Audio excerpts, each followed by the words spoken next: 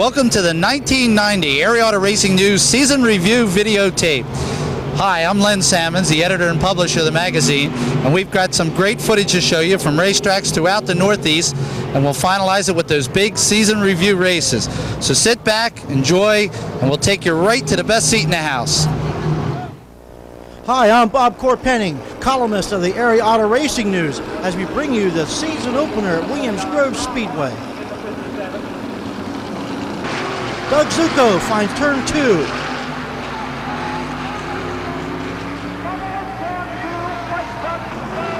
Donnie Kreitz in the lead. It didn't last for long, as Kenny Adams comes charging on by on to victory lane. I'll tell you, everybody says it's easy from the pole, but it definitely wasn't easy today. The Selinsgrove Grove Speedway season opener as Dave Williamson and Kenny Adams enter turn 1. But it's Joey Kuhn, the 2K, on to victory. Port Royal Speedway season opener as Brian Hack loses the handle in turn 4. A wild finish. Dave Kelly zooming on by to take the lead as Mike Wagner and Joey Allen collide after the feature is over. But Dave Kelly taking the win.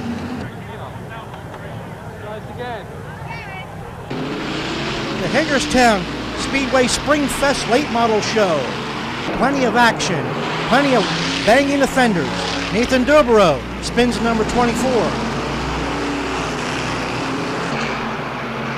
It's Rodney Franklin, number 15, in the lead as he takes the victory with Vern Harris, who lost his life later in the season, to the far left. Bob McCready and Jimmy Chester. Chester spinning in turn 2 as the modifieds invade Hagerstown Speedway. Jack Johnson and Roger Loreno wheel to wheel off turn 2. The battle was between Billy Pouch and Bob McCready, as it's always been at Hagerstown. McCready takes the victory. Bobby Allen, smooth specialist on the afternoon track surfaces, takes the feature win in the sprint car division. Big blocks. The dirt season opened at the Cayuga County Speedway in Wheatsport, New York, where the races were lined up by the heat wins with Pat Ward and Danny Johnson up front.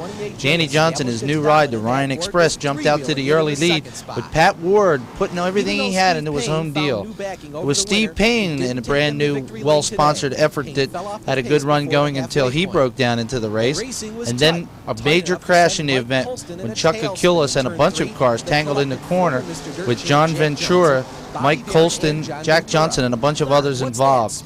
Danny Johnson led until power steering problems sidelined his racer and sent him to the pit area, and it was Pat Ward, after 17 years of trying, winning his first race at the Wheatsport Oval. A big win for Pat and his family-oriented racer. New Jersey action began at the Paul Cool promoted Bridgeport Speedway. Chip Slocum in the 86, Johnny Pinter up from Delaware in car number 4, and Frank Cozy in the 44, running close on the big 5/8 mile track. Billy Pouch, the big winner the last few seasons on the Northeast, tries to get his first of the season in the Barker Bus 76, but it was a smooth running Cozy on the slick track that came up the feature event winner. East Windsor Speedway opened their action with a beautifully manicured racetrack. Friday night track presented some great racing throughout the year. Local talent Larry Taylor in the 5 having his best ever season, winning 4 feature events.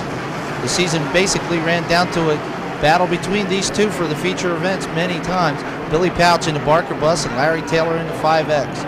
Here putting the fans on their feet with a great run for the checkered flag. Pouch, as he done most of the times during the year, ended up finding a way to get to victory lane a record amount of times.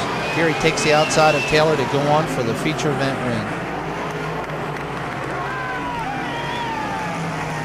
We head down the Pennsylvania Turnpike now after leaving East Windsor to the Alan Kreitzer Silver Spring Speedway. Back at you, Bob.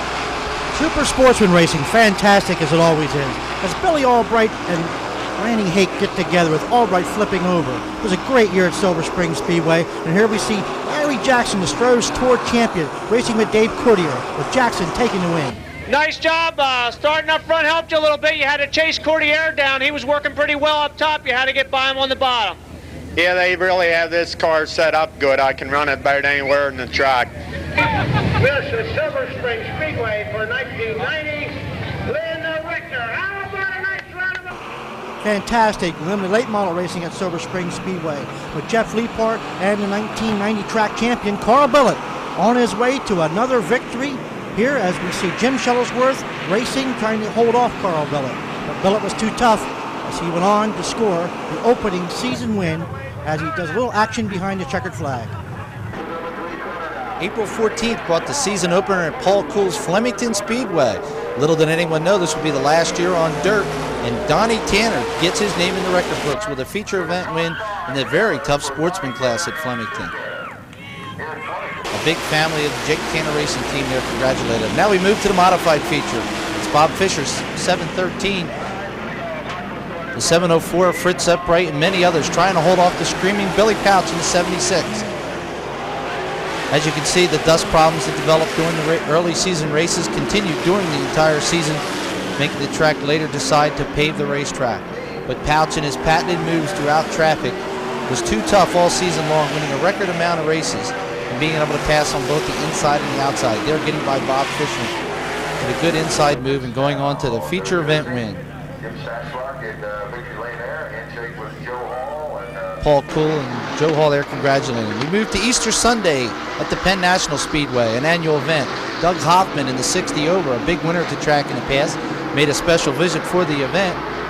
But it was Toby Tobias Jr., a local talent from Lebanon, Pennsylvania, who roared to the victory in front of the invading Hoffman. Facility in Middletown, New York. Now, April 21st, the Twin Track 100 at the Orange County Speedway. An early crash with Ken Bren spinning into the corner, collecting Kenny Brightbill, Dave Jenkins, Scott Goodridge, and Bill Wilson in the 7. Reshuffled the deck for the race, which found Tom Hager in the 43 jumping out into an early lead.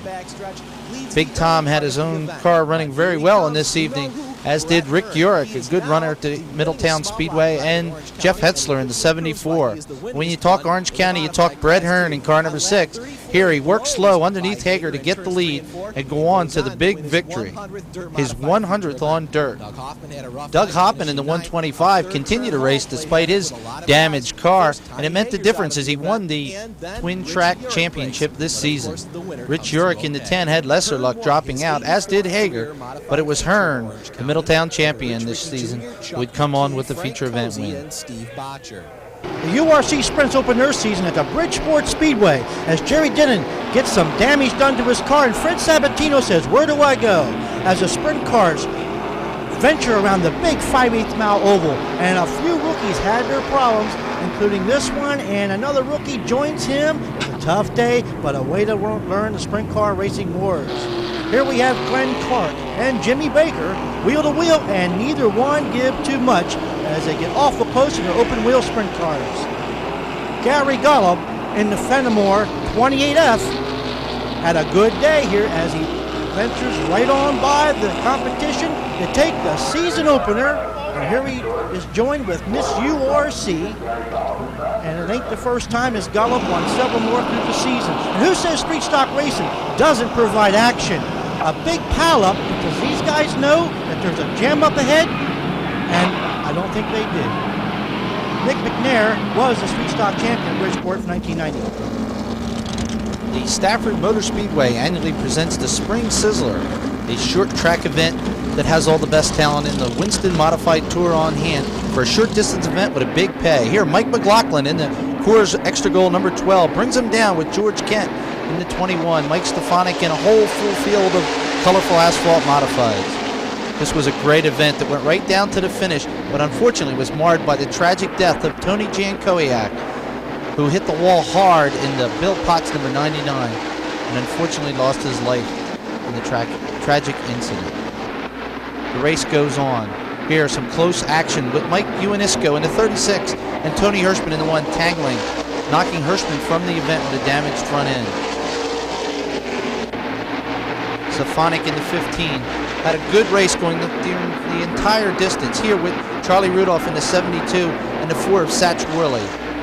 It came right down to a last lap battle with Stefanik in the 15, holding the groove as McLaughlin charges hard on the outside into 12, but at the finish line it was Stefanik. Mike McLaughlin was second, George Kent, Rick Fuller, and Reggie Ruggiero in the 44 rounded out the top 5. And here it is. We now move to the Rolling Wheels Raceway. April 29th, it's the Challenge Cup. And the Freightliner trucks A full field of the dirt modifieds put on a good effort here in this race. The Billy Taylor number 1, this year piloted by Doug Hoffman, tries to work low under Kenny Tremont in the 115. Pete McNell, the Ransomville Merrittfield King in the 42, works the outside. The Canadian had a great run this day, proving that his cars could do well. Brett Hearn started up front, usually means a feature event win, but not today. Bob McCready in the number 9 charges around to the outside and works his way onto a big feature event win. McNell in the 42 goes by Hearn to get second and then holds off a strong amount of challengers. Danny Johnson in the 28 moves by Hoffman to jump in behind Bicknell, but he just didn't have enough this day. He would get by Hearn to get into the 3rd spot, but he could not get Bicknell. Here Bicknell holds him off in the final challenge to the checkered flag. Well, we've had some dusty ones, but we had some rough ones. That's what's great about dirt track racing. It's never the same. It's always different, and the guy that guesses the best usually does well. Now, your son Tim is right here with you. Tim, your dad's pretty hot right now. Well, what do you expect? He's my dad. We are now entered the meat of the season when all the Northeast racetracks are open up and racing Friday, Saturday, and Sunday. We got a lot of the big midweek shows to catch up with, too. So let's get started right away. The traveling all-star sprints out of Ohio was at Selinsgrove Speedway back on April 28th. It was a great night for racing with a lot of outside competitors on hand as we see the cars entering the turns. Steve Siegel was the early leader and led to the final goings until we saw Kenny Jacobs in the famous Weichert Livestock number 29 taking the lead, and he ended up on the victory lane. Well, Kenny, what a night this was. I guess perseverance paid off here. I guess that was just a heck of a race. I really didn't think on the red flag I was going to win. I felt real loose on the red, and we thought our tires were too hard. And Russ Ray was my mechanic. He just said get out there and just light them things up and try and fire them up and get some heat in them. And about 5 or 6 from the end there, the car got real fast, and it just worked out for us, I guess. The famous Earl Bolt Eldora Speedway always provides plenty of action. Here the CRA sprints from California with no wings were there back on May 6th as we see plenty of wild and woolly action. And Ricky Hood can vouch for that as he tries to squeeze between 2 cars and loses the handle. Steve Kinzer was there, and he knew there was a $10,000 bonus. He came, he conquered, he took the 10 grand, and he went on to take the victory. Dirt modifieds on asphalt. Why? Big purses for the drivers and great racing for the fans, as you'll see here at the Nazareth Speedway. Well, it's not Nazareth anymore. It's PA International. It's paved and it's a 1-mile track, and it provided great action. At the start of the race, Dave Lake didn't get started too well, and Kevin Collins and Mike Perotti jumped out to the lead. On a restart, Bob McCready had problems going, and when he slowed, Doug Hoffman ended up with a front flat tire. Pivotal in this race as Hoffman's rocket ship Billy Taylor number 1 would lose a lap, so the scorer said he would come back later to challenge. Danny Johnson was the leader, and as you can see, passing was easy if you had the right car, and Brett Hearn had it here, zipping around the outside to take the lead. Danny Johnson would be a real strong contender in this race, and his number 28 held off Bob McCready through much of the event, giving Brett Hearn some breathing room. Here, young Tobias, in his first effort on asphalt, tries to work to the outside of McCready to move up another slot in the event. It was good racing throughout the entire distance. As you can see, Mike Perotti also right on the back bumper of the number 17. Danny Johnson, again, running strong here as the race comes to the final stages. Danny loses it, though, and he collects McCready. The second and third place car crashed, but only a few laps left, setting up a restart. Hearn had Tobias on the outside, and Tobias looked like he didn't know they had paved the racetrack. Look at him run hard into the corner and slide the mobile. He tries to pull her on the outside, then looks on the inside. They head for the checkered flag. The winner, Brett Hearn, in car number 6. One of many big feature event wins for Hearn. And the cars will be back there twice next year on the pavement. Grandview Speedway a week later. After the National Racetrack had run Busch Grand Nationals, the Winston Cup stars jumped in dirt modifieds for a special event. Here, Kyle Petty in the Randy Bailey machine slides to the inside to take the lead from Rick Wilson and Davey Winger's number 4. The Winston Cup drivers come to race. They don't come just to put on an exhibition. They really want to win this race. Michael Waltrip in Craig Von Doren's championship car number 1 slides to the inside to take second, and he wants the feature event win. Unfortunately, he ran into trouble coming off at turn 2 and whaled the inside tires. Kyle Petty still wasn't home free at this point. He had to hold off Rodney Combs with vast experience in dirt late models. Combs sets him up and tries to come off underneath as the checkered flag waves, but it's Kyle Petty who comes across the big feature event winner. Now we go sprint car racing in Indiana with the World of Outlaw Trail. We're at the Tri-State Speedway in Indiana here at World of Outlaw time, as Stevie Smith Jr. in the Hamilton GMC number 77 had a wild night. He had the fastest car there, no doubt about it. Here he gets on an inside tire, loses the handle, almost goes in the wall. Here he goes around several other cars, as he is indeed the fastest car. Stevie Smith Jr. ended up being the 1990 Rookie of the Year with the World of Outlaws, as he ran a complete season. Him, as well as the young Chris Esch in the 17E, put on many great battles with the Outlaws. But here this night at Tri-State Speedway, it was Doug Wolfgang in the fast number 8 taking the win. As you can see, Stevie Smith Jr. ended up spinning here in turn 4 as Wolfgang comes around to take that win. Sioux Falls, South Dakota. New Regent Speedway reopened this year under the George Wingate Promotions. The Pro 4 4-cylinder modifieds made several appearances. There's Bill Mahaffey in car number 7, but it was Scott Davison who dominated this division all year long, no matter where they raced. The TQ Midgets of ATQ MRA were the highlight division of the New Egypt action, and it was just absolutely fantastic racing on the small track. Joe Payne in car number 12 dominated the season action, but as you can see by the grandstands, not many fans came on to watch, and the series was dropped by the end of the season. The World of Outlaw Sprints came east in May to run with the Pennsylvania Posse. Here they start off the series with a big show at the Lernerville Speedway, Don Martin's famous racetrack. It was a wild race. The entire 35 laps saw Steve Kinser in the 11 and Sammy Swindell in the 1 run side by side the entire race, passing each other and even getting into the lap traffic. It was quite a battle, but it was Sammy Swindell taking the victory, with Steve Kinser right behind. What a race. He had the crowd on their Also, feet, and Sammy congratulations on the Swindell breaking had Don praise for the Martin's racetrack Lernerville Speedway and track praise record. for his new The chassis guys did a called good the job with Swindell racetrack. chassis. It was as good all night as it's ever been, and From there, the World of Outlaws went to Williams Grove Speedway. As you can see, it had plenty of talent with the World of Outlaws and Pennsylvania Posse. Joey Allen had the early lead. Keith Goffman and Mark Kinser were following close behind. But here comes Steve Kinser. He caught Joey, and on by he went. And of course, we all know he went to victory lane. Steve Kinser had an unbelievable year at Williams Grove, 7 appearances and 6 victories. The next night, Donnie Kreitz had the lead. But here comes Steve Kinser. Yeah, he knows the fast way around any racetrack as he heads under the bridge.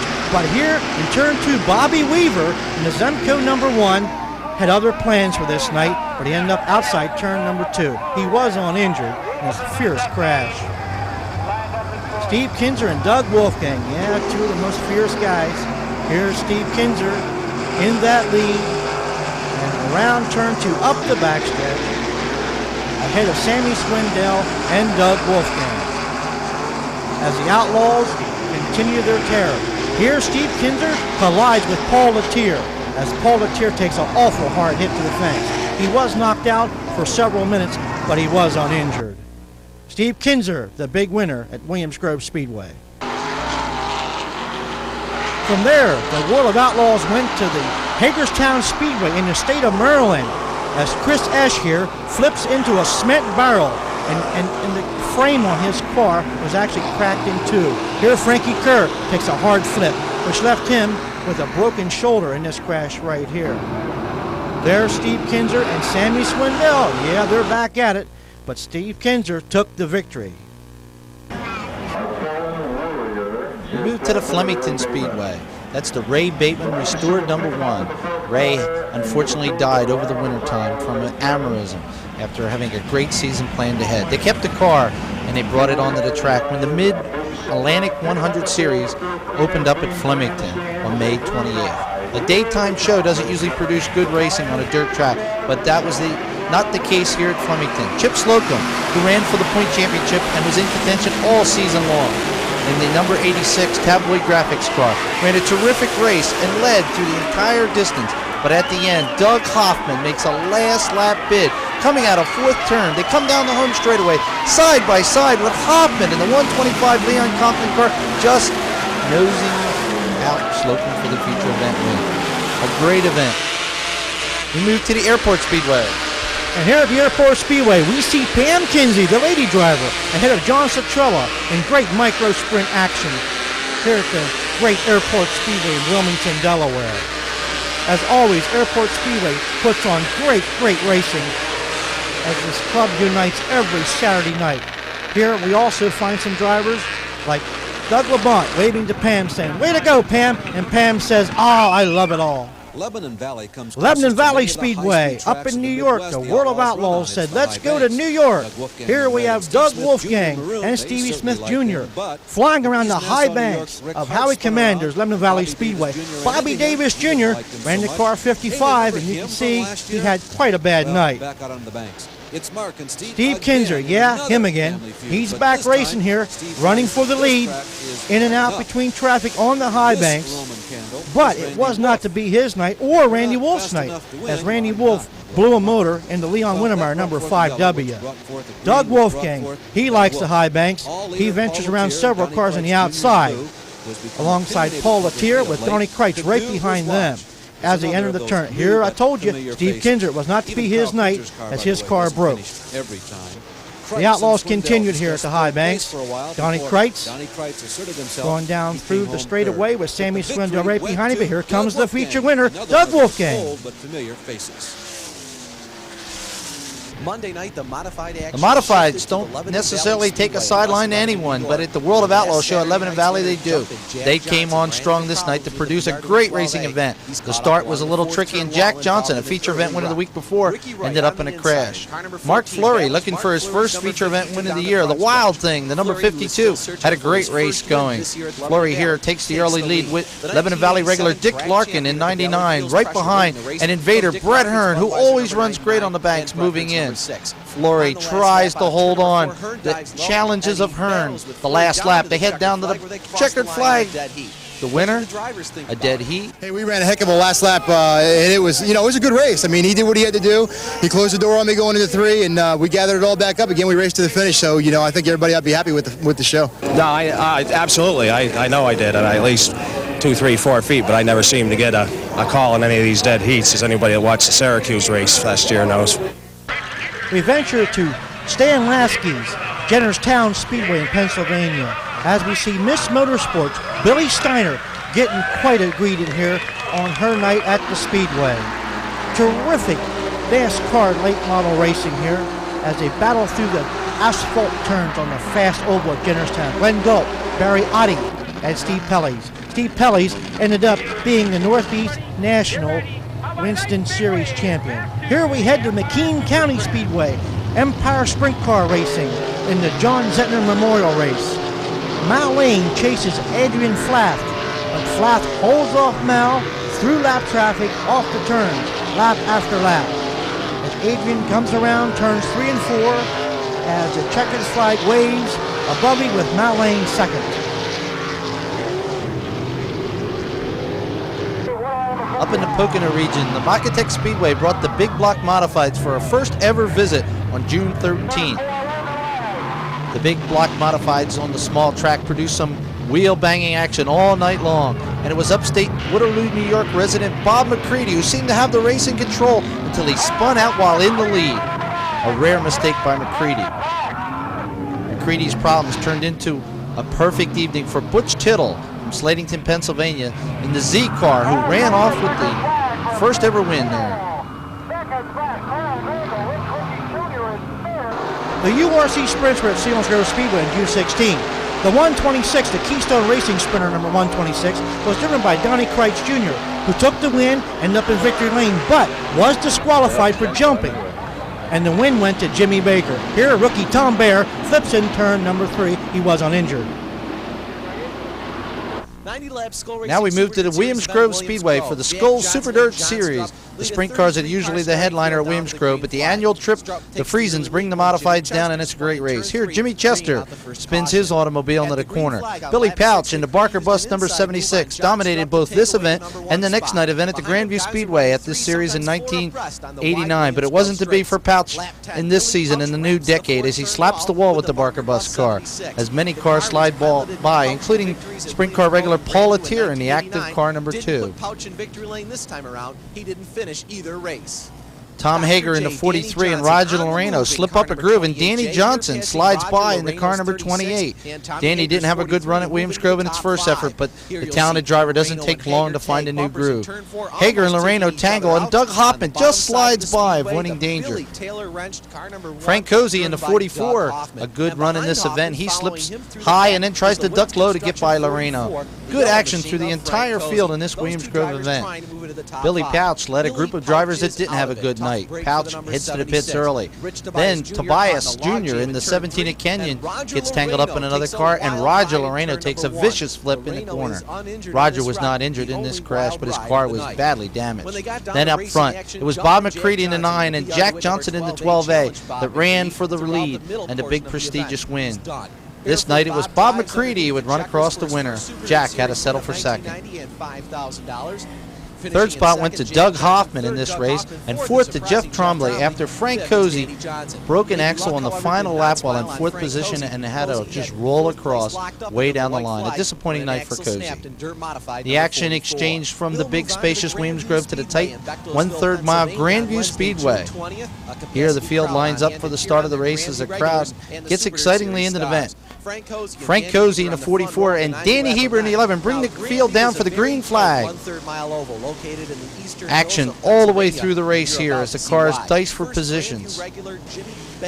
Jim Bagley, a regular in the small block racing at Grandview, spins his J car into the infield. Cozy holds off Heber as Jack Johnson breaks the suspension part on the restart and pulls to a disappointing stop on the outside of turn 4, bringing out the yellow. Back up front, it's Heber and Cozy, but regular runner Dwayne Howard in his 14 spins and tags one of the tires in the off fourth turn. Dennis Thomas, again another small block runner at Grandview, tags the third turn wall. Cozy up front leads the way but gets out of the groove, and Hoffman ducks down underneath to take the second spot. Up front though, it was all Danny Johnson as he puts his hand out of the window to wave to the crowd as he goes across. Now we head to the Path Valley Speedway, some regular action up there. They called her Lady Diane. We're talking about Lady Diane Tobias in the number 17 there in the lead. Had a fantastic year at Path Valley Speedway as she captured many feature wins. Here she has two gentlemen right on her tail trying to get around her. But this day it was Lady Diane Tobias' show, and she wanted to take the victory. Some other micro sprints seen in action here, gliding through the turns. This Path Valley Speedway is one of the smoothest ovals you'll ever find. Here we see a double flip in turn 4. Next we bring out the Pure Stocks. They have about 80 Pure Stocks that run at Path Valley Speedway weekly. Put on a tremendous show, and the fans know how to identify the cars. Back to micro sprint racing as they go 4, 5, 6 abreast, in and out, smoking, hitting tires. Let's watch them make a lap before we head to Orange County Speedway.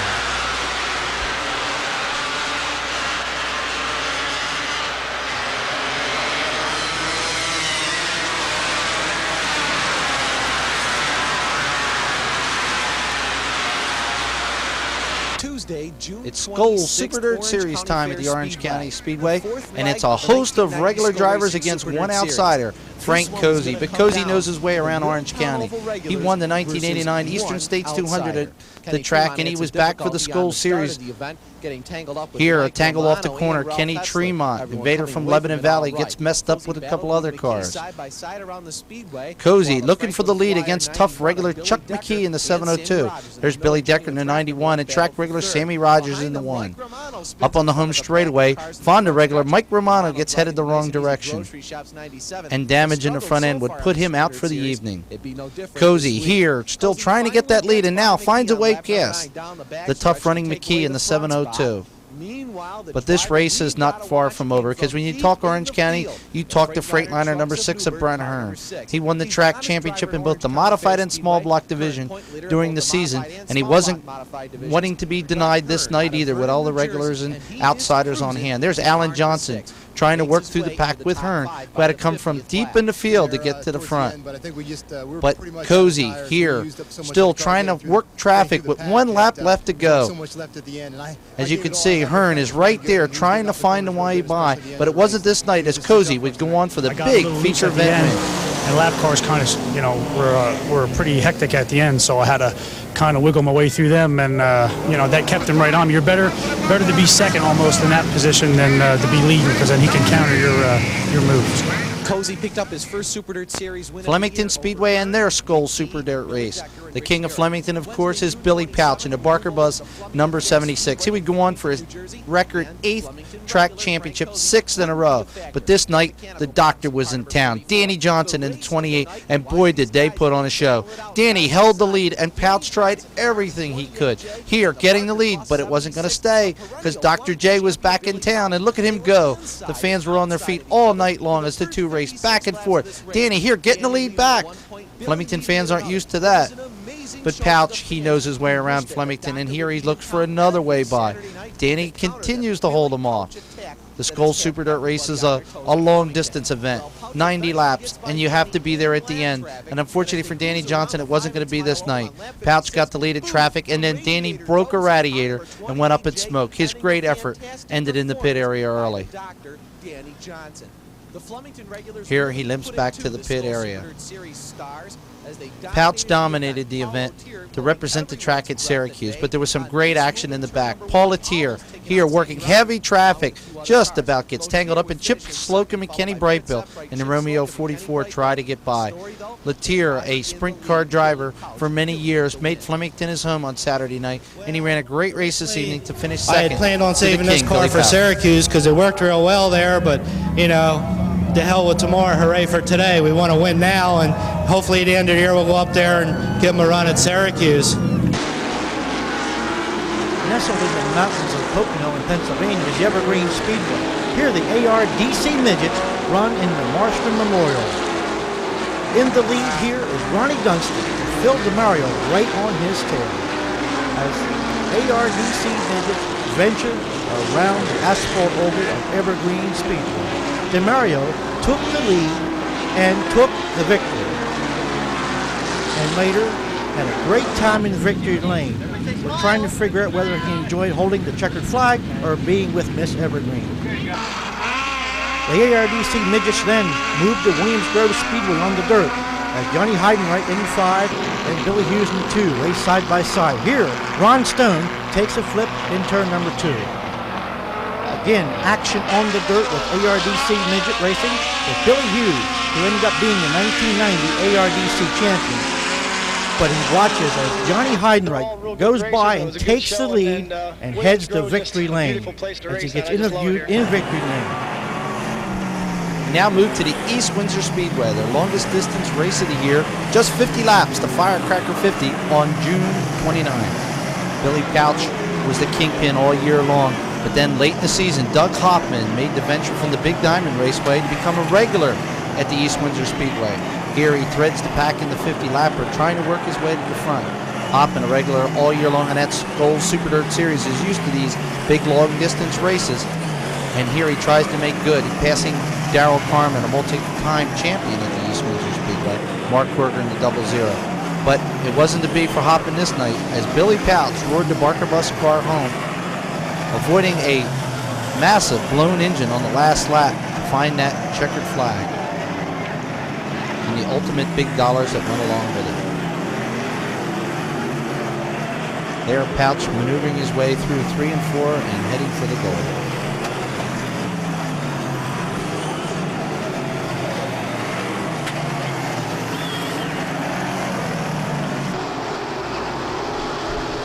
For a while, it looked like Lincoln Speedway wasn't going to run in 1990, but they were back at racing on June 30th as Billy Case collides with the car and rolls over in turn number 4.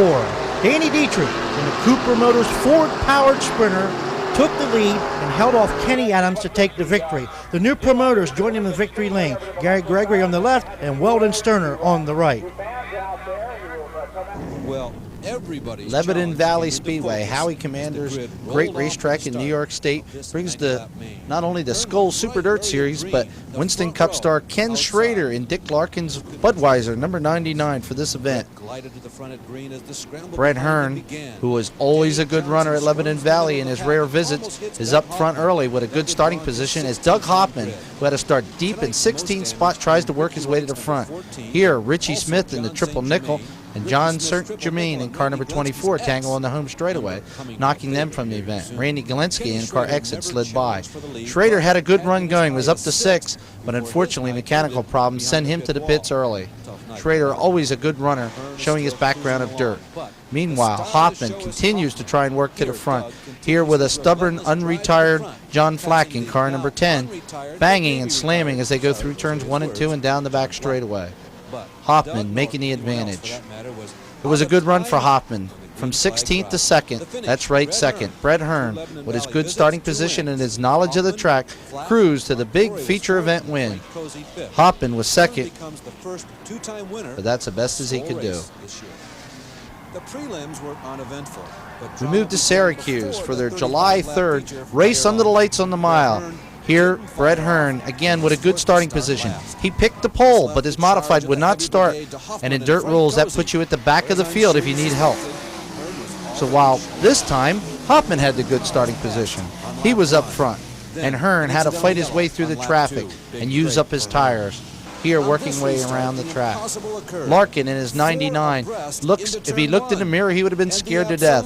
4 abreast going in the turn at Syracuse, and yes, they all survived. Danny Johnson picked up where he Danny Johnson, as always, on the move. Here, slipping under Frank Cozy, while Doug Hoffman leads up front.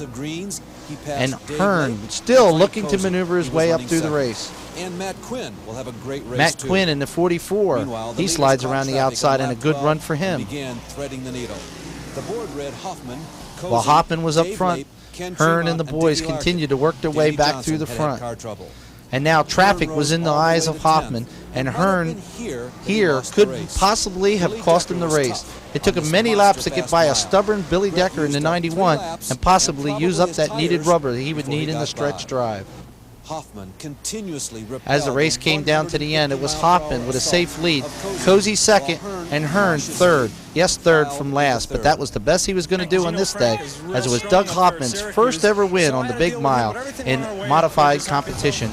We now move to the most southern part the modifieds live, in Delaware, in the tacky clay of Charlie Cathell's Delaware International Speedway.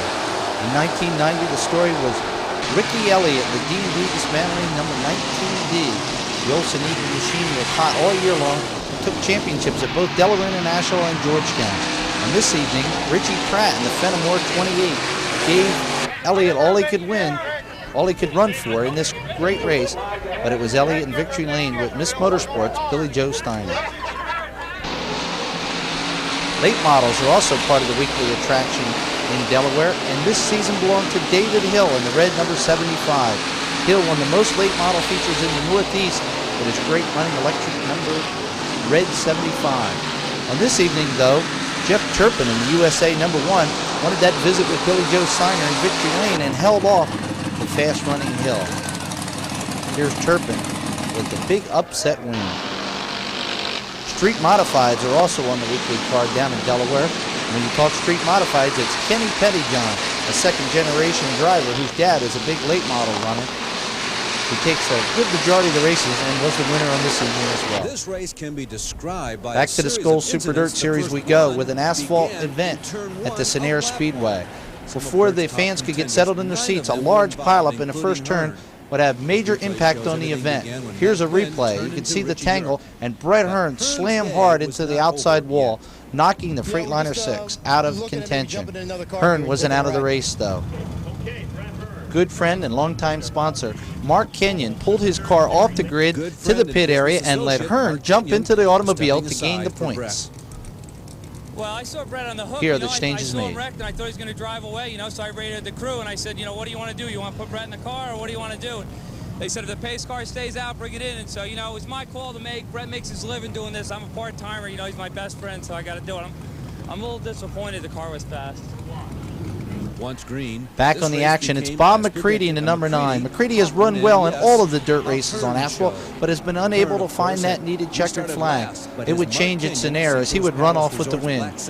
Hearn, coming from the back in the 17, was the story of the race. He ran up through to get a Skoal Super Dirt Series qualifier for Kenyon. Here, McCready has his hand out, thinking he had won the race, but the yellow was out as Billy Decker's 91 was up against the wall. It made no difference, though, as McCready survived the restart to go on for the big feature event win for him.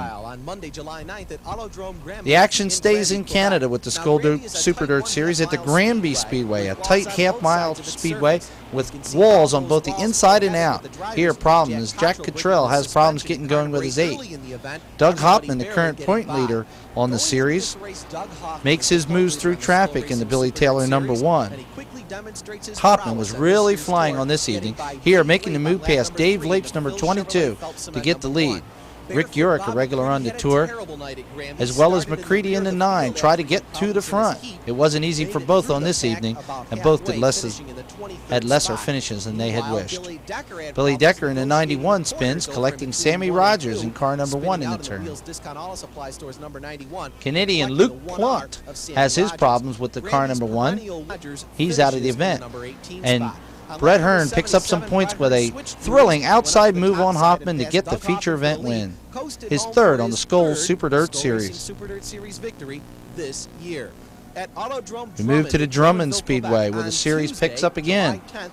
Jack Johnson debuted his first run in a brand new Tobias car and used a good starting position to grab the lead and seemingly looked to be running off with the feature event win. But there was Brett Hearn, a nemesis all year long to all the competitors on the Skoal Super Dirt Series, making his way to the front. Marco Potvin slows the action when he spins into the corner. Jack continued to lead up front, but here comes the Freightliner 6's massive charge on the outside and shows his power by using the cushion to pull off to the lead as Hoffman looks to gain points as well with an inside move. For the second time in a row on this Canadian Tour, it's Brett Hearn cruising across the win with Jack 2nd and Hoffman 3rd. Can-Am Speedway, the next stop on the series. A regular small block track, but the big blocks are here. Pat O'Brien in the number 1 gives him a good run. And here's Steve Payne with a tire problem, and Doug Hoffman with a tire problem. His 4th on the evening, something that would greatly hurt him in his effort to keep the point lead. Hearn didn't have a problem, though, as he continued to run up front. Here, McCready, Jeff Trombley, and Kevin Collins look to make headway, as well as Jack Johnson in the 12.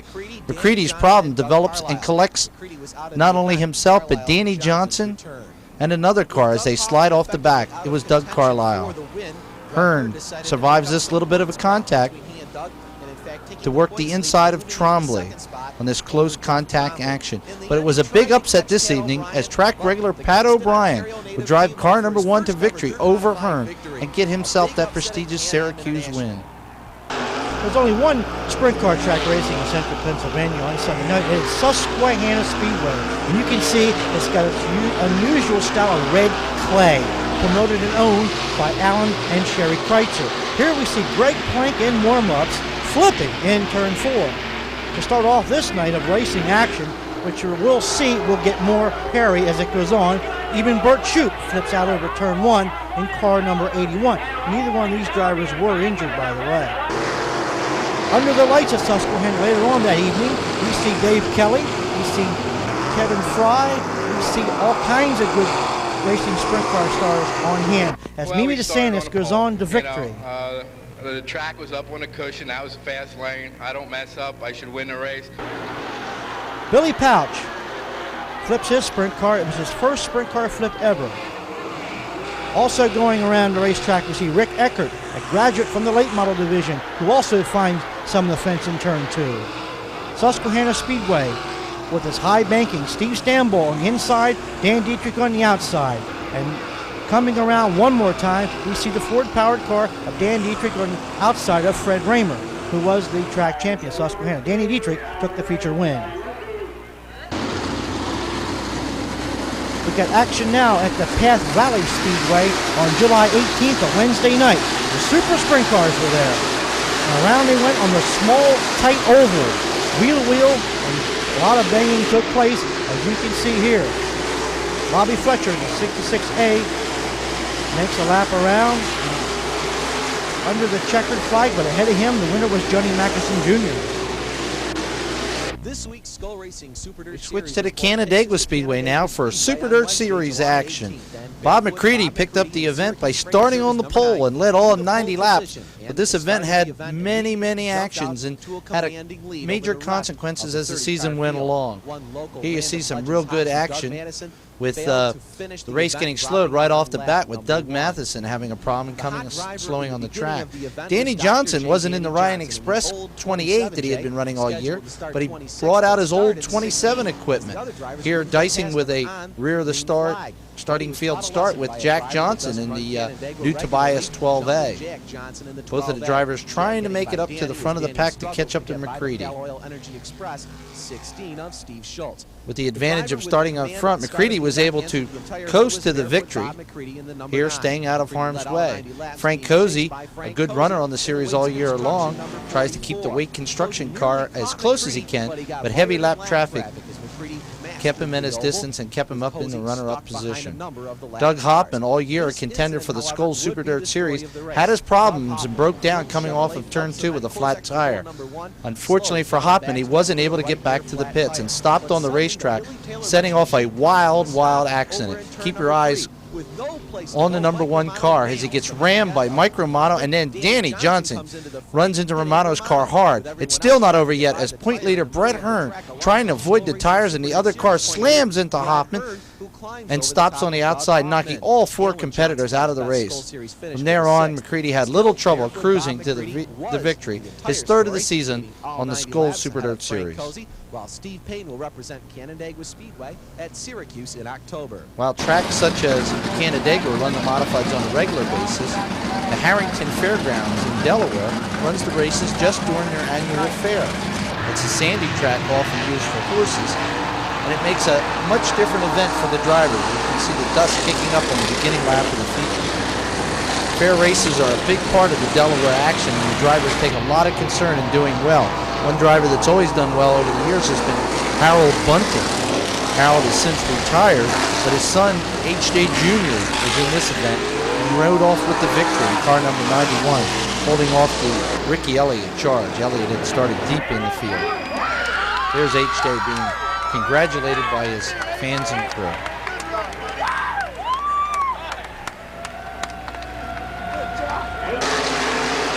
We go to the Grandview Speedway for regular Saturday night action back on July 21st. Some good action here as Terry Reimer and Rudy Guler dice for the lead. Rudy running a strong outside groove there. Jeff Strunk in the 88 was a contender all year long and finished second in the point standings to Craig Von Doren, who took the title for the 3rd year in a row. As you can see, Guler and Reimer tangled in the corner off of turn 2 for the lead, with Reimer taking a vicious flip. It wasn't a good place to be in the lead this night. As you can see, more trouble ahead as the car 44 slows. The 02 tangles as well as Kenny Gilmore, and then just Strunk gets involved. Wild action with lots of contact at the Grandview Speedway.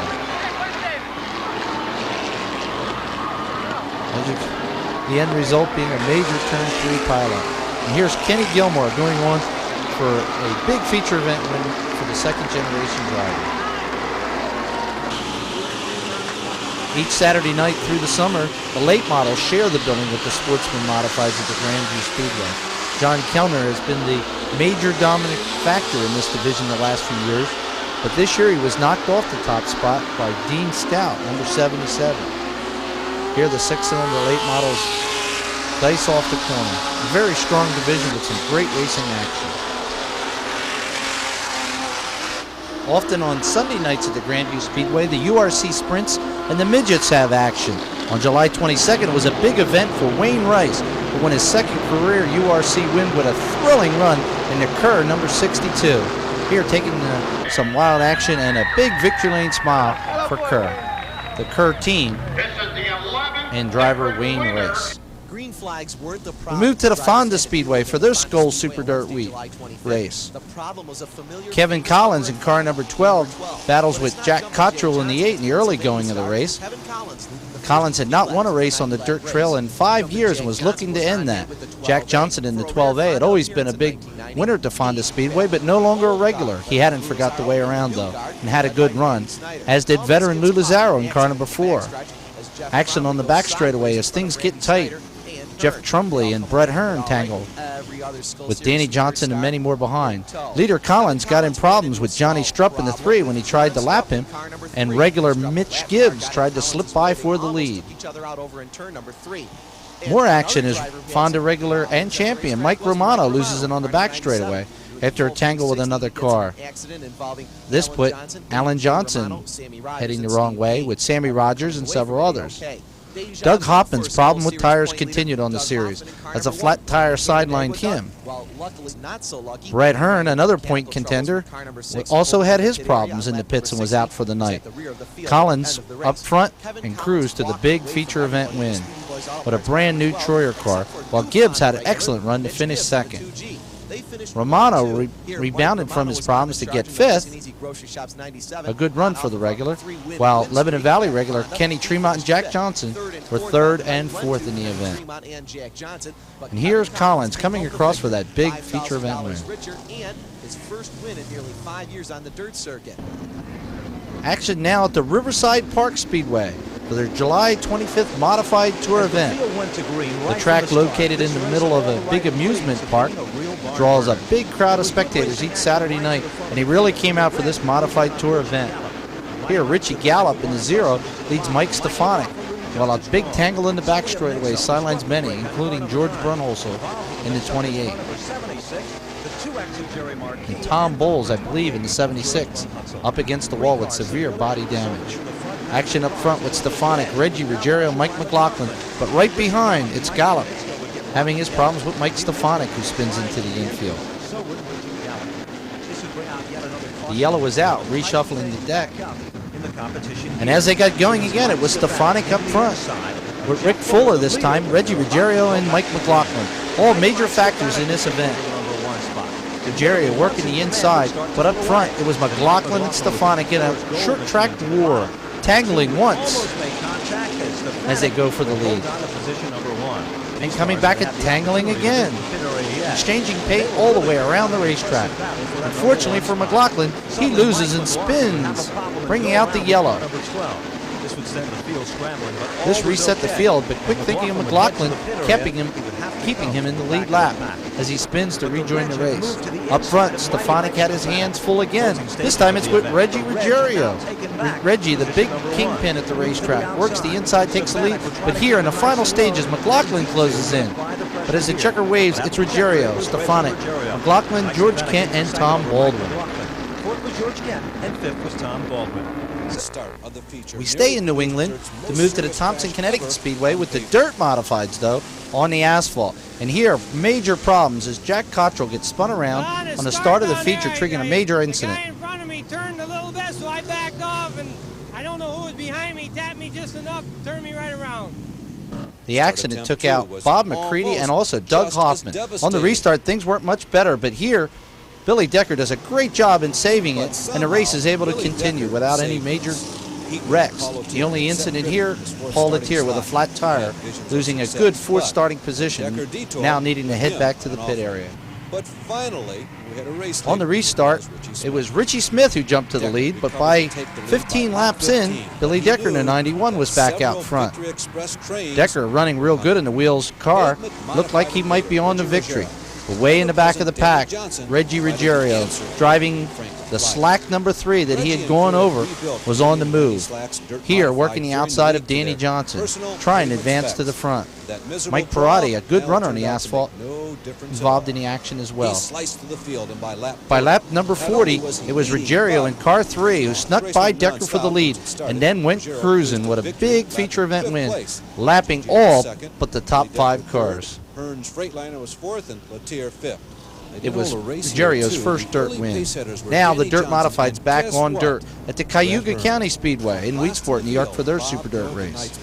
Bob McCready here having problems coming off the corner in his efforts to move to the front. Danny Johnson, who had started up front and was having a good run, also has his problems and stops on the racetrack, out of the event with driveline problems. Doug Hoffman here begins his move to the front with McCready in car number 9. While Steve Payne in the 7 works up front. McCready, dicing through traffic, sneaks by Payne, as does Hoffman. But up front, it's Brett Hearn, showing he can run on a short track as well, taking the big feature event win. The action on the Skoal Super Dirt Series stayed with the short tracks, going to the Woodhall Speedway on August 1st. This tight little bull ring with high bank corners weekly runs small block modified racing, but the big blocks were in town for their one and only appearance. And here, Jack Johnson and Steve Cutts comes off the green, but as you can see, the small track, as in the case of Grandview, presents many problems. Here, the cars tangle up in bunches, with Tour regular Frank Cozy getting the worst of that. And here, Danny Johnson spinning, with the 111 of Steve Payne being collected. More problems. This time, Bob McCready, the last car in the pile, was badly damaged, forcing him out of the racing for the weekend. Steve Payne in the Sherwood 111, an uncommon ride for him, had a big night here, working under the 115 at Kenny Tremont, and now moving under Jack Johnson in the 12A, using that low groove to his advantage. He advances to the front. And now the unbelievable. He slips underneath Brett Hearn to take the lead. And maybe victory? A big upset? Hearn tries to go back to the outside, but yet here comes another one. Doug Hoffman in car number 1 finds new life on the outside, and on the final laps goes to the race, bringing it to him, taking the outside and looking for that win. With about 3 laps ago, I should have found it 2 laps sooner. I think I'd have been in victory lane in them because I really come on there at the end, but it was too late. I had 90 laps and couldn't do it in 90. But the guys did a super job. You know, we started dead last, come up to second. We're happy.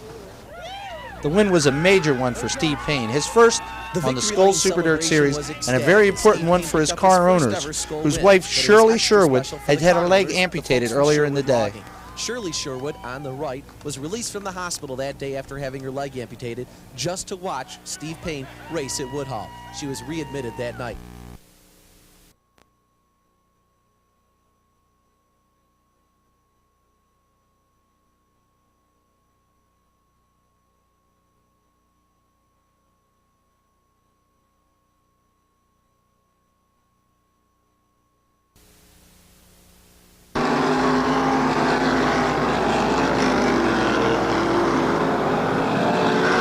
Speedway in Pennsylvania.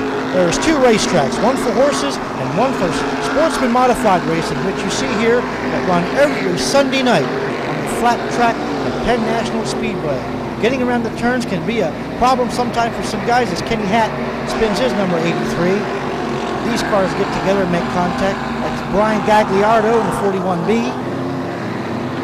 And then we see Dwayne Howard, who ended up being the Penn National track champion for 1990.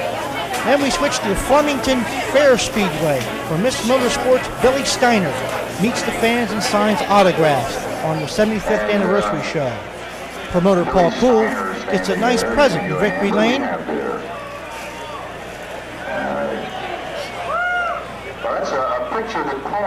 And shows it to the crowd. This is a big night for Flemington Speedway and Paul Poole and his family. The World of Outlaw Sprints was the main attraction of the night, and you can see they really flew around the Flemington Speedway. The World of Outlaw drew a real big crowd on the 75th anniversary race, and taking the win was that number 11 right there, Steve Kinzer.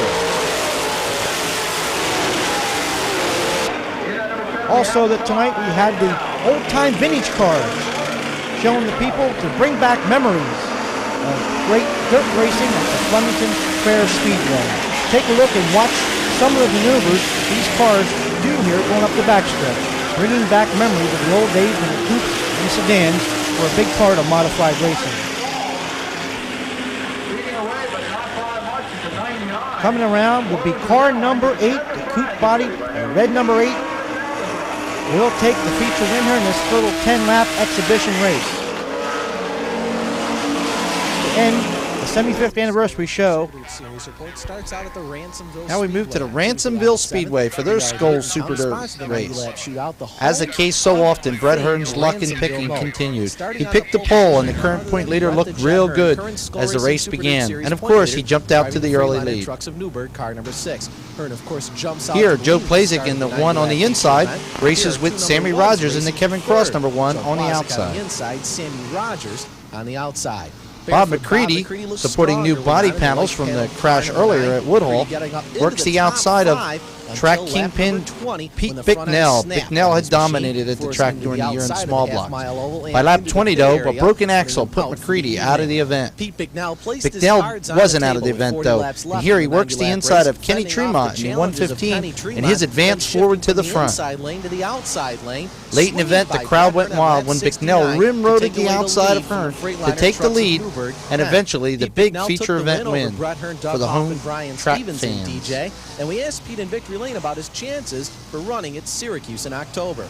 A full moon was on hand the next night for the Merrittville Speedway event. Again, a track dominated during the season by Pete Bicknell, who in this event picked the pole. It appeared that this one could be over even before the green flag was thrown. Racers have to be on their toes here as they pick their grooves. During the event, the bottom groove was the groove to be in, but here Sammy Rogers filled it up when he spun around coming off of turn 4. Showing their professionalism, all the drivers missed them. Not so this time, though, as Frank Cozy and Danny Johnson tangles, and before it's over, Rick Hochter and point leader Brett Hearn are tangled in the event. Danny Johnson took the advantage of the red flag situation to rearrange his rear quarter panel. While Hearn was out of the race as far as winning, he got back in the show for points. And here, although a lap behind, leads Frank Cozy, who's at the helm of the race.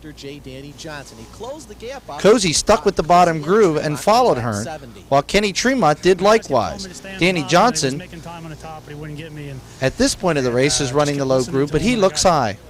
Now Danny Johnson, working the outside groove, begins to advance and goes alongside of Tremont.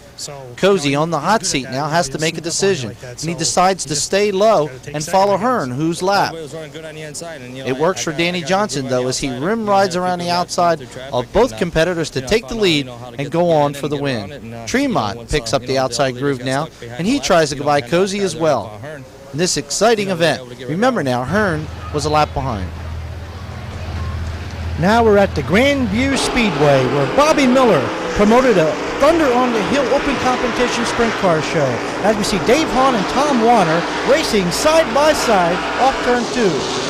Kenny Eldredge ran his first sprint car race, and you can see the results. Bill Bryan Jr. gets out of shape and gets clipped. Davey Hahn hits the wall. A wild night on Thunder on the Hill. Here we see a bunch of sprint cars coming off turn 4, with Kenny Adams driving the Scott Walls, number 16, trying to make a move there on Tom Warner and Ronnie Keys. The number 19, Steve Smith Sr. in the Libby's Mobile Home Sales, number 19, ended up being the $5,000 winner, as he has fun in Victory Lane with that bubbly champagne. Watch, don't get any on you. It's time for Mr. One of the highest paying events on the dirt circuit each year is the Mr. Dirt Track USA title race at the Lebanon Valley Speedway. With big bucks on the line, $12,500 to win. The best drivers in the world were there to go for the gold. Unfortunately, the gold for Doug Hoffman was not to be, as he tangled with Roger Loreno right at the green flag start and was knocked from the event. A large standing room only crowd watched as Jack Johnson came from his front row starting spot to lead the early going, with Brett Hearn, winner of 6 of 7 major races at Lebanon Valley, right behind.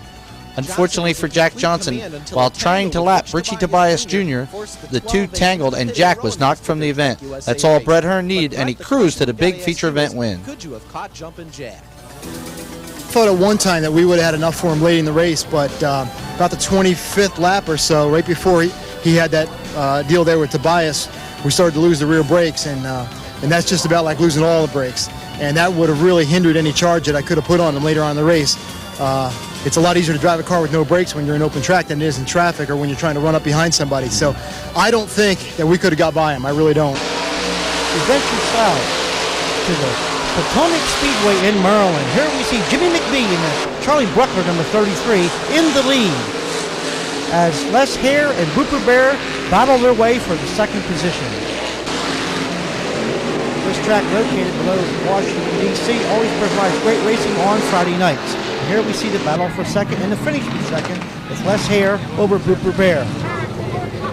Jim McBee took the win, but was later disqualified, giving the victory that night to Booper Bear in the car 55. Later on, a media race took place, and Billy Steiner, Miss Motorsports, gets buckled in her car, as did a lot of other press numbers to run hand this night, including the car 88 driven by Ariana Racing News, Joe Pratt. Joe Pratt races hard for the lead. Comes off the turn in car 88 and heads the victory lane. Joe Pratt, who won several media events this past season, gets his photo taken with Miss Motorsports, Billy Steiner. We venture to the Port Royal Speedway on a Thursday night, where Super Sportsman was the highlight of the night. Here we see Gary Wolford going in a little bit too hard in turn 3 and flipping his Kohler number 71 Sprint Super Sportsman. Here we see Darrell Shirk, who led most of the race and looked like a winner, but coming on late was young Billy Crawford, who went on and took the victory. Next season, Billy will be running sprint cars.